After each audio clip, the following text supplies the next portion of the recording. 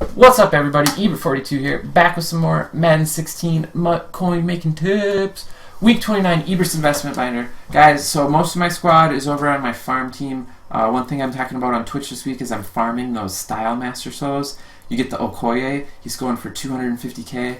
I'm hoping I can get that done on 4 accounts, make a quick million off of that. So if you guys have already done the Style Master and the Dual Style Master, I highly suggest getting the cards to do the Style Master one as well, because the reward card is so profitable. It's like 8 games, goes pretty quick. They are 5-minute games, but if you just grind through them, you can get that done in no time, really. So into Ebert's investment binder, guys, we hit a little bit last week on the position hero stuff.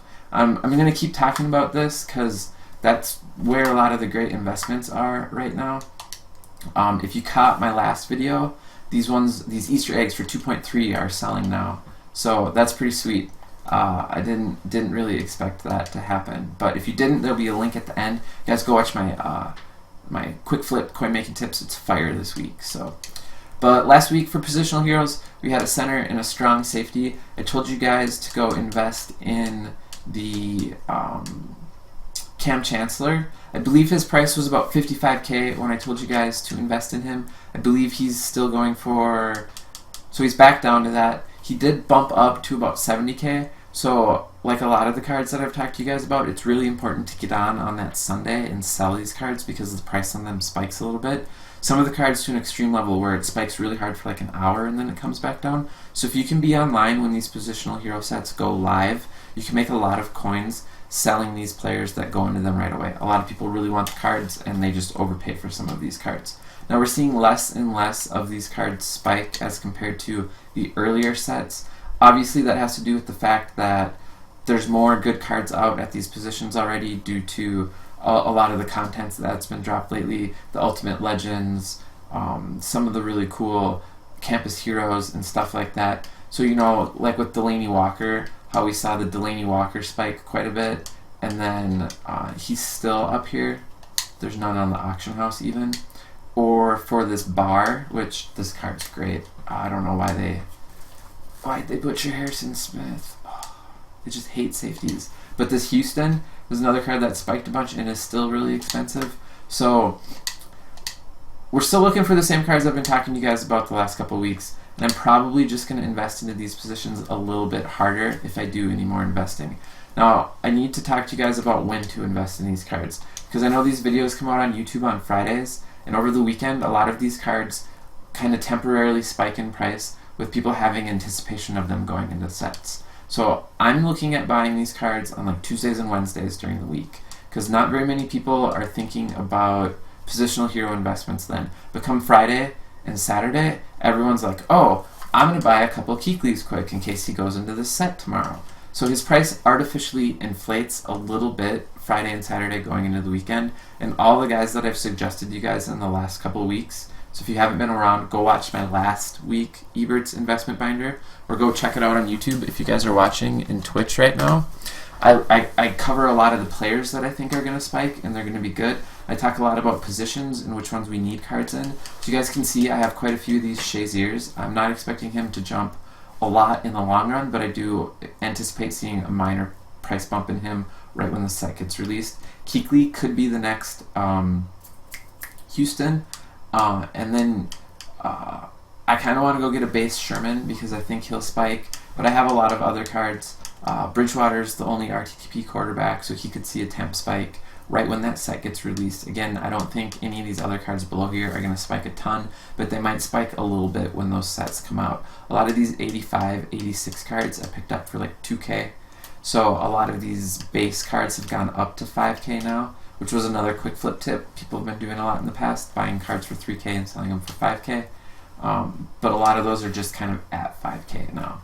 So we've talked a lot to you guys as well about investing in the all rookie cards.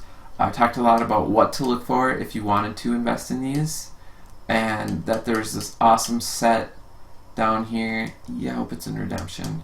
Yep, the all rookie Marshall Faulk and Brian Dawkins. Now, I started talking about these when the sets came out, and I said probably don't do it yet, We don't know how many more weeks we have of content, and you don't want to tie your coins up for too long. I've been doing a lot of reading about people complaining, oh my god, I've been holding on to these all rookie cards for so long. When are these sets finally going to come? And then last week I also cautioned you guys too. They're probably going to drop an all rookie bundle when these sets open up, and it's probably going to tank the price on a lot of this stuff. So these are risky investments at this point. Some of these cards have already gone up in price, and I'm holding some of mine. I'm holding my David Johnson, and I'm holding my Mariota, because I think that those are cards that people want to play with, and they're also going to go into the sets, and those are the cards that we might see price spikes on. But a lot of the cheaper cards, I don't anticipate going up in price once these sets open up, because I'm anticipating EA releasing more of those cards. So I'm expecting to see packs and bundles for all rookie players. When these sets open up, we'll get a new bundle. The bundle topper will be an all-rookie player, and it'll be one of any of them. So we'll get re-released of all the early guys through the newest guys. The guys that are the newest and the rarest will probably be the ones that will spike the most, and then, like I said, the guys like Mariota, Winston, David Johnson, maybe the cornerback, I forget his name, Darby. Some of those guys are probably going to see the biggest price spike. So those would be the only guys that I'd be looking to invest in for these. I did want to talk about gold cards in general, because I'm having this internal struggle about them. I've been selling a lot of my gold cards lately to make some binder space. I was holding on to them for the positional hero sets, hoping that we'd have specific players in there that would spike in price, like some of the 74s we saw for the first cornerback set. However, when you finish this silver player set that you guys can see in here, the silver metal set, when you get the master's item for it, it gives you an item for a gold set too. So we might see a gold set coming out for gold players, and we might see, depending on what the rewards are for that, I imagine that'd be a pretty awesome reward. I think that's where we might see like another LaDainian Tomlinson get released, or something like that. I mean another halfback would be kind of rough, but we all want another LT card, right? Or maybe another Barry, because Barry came out in the silver set last year. Either way, both of those guys need new cards, and I could see them being rewards for a gold medal set. And I could see some of these gold cards going up a lot. So when I say a lot, I mean like double in value, from 1,000 to 2,000. So we're not talking like you can buy a card for 10K and it's going to be worth 50K or anything crazy like that. But we could see some prices going up in this. What does that mean? I'm not going to go out and buy a bunch of gold cards right now. I have a bunch of gold cards.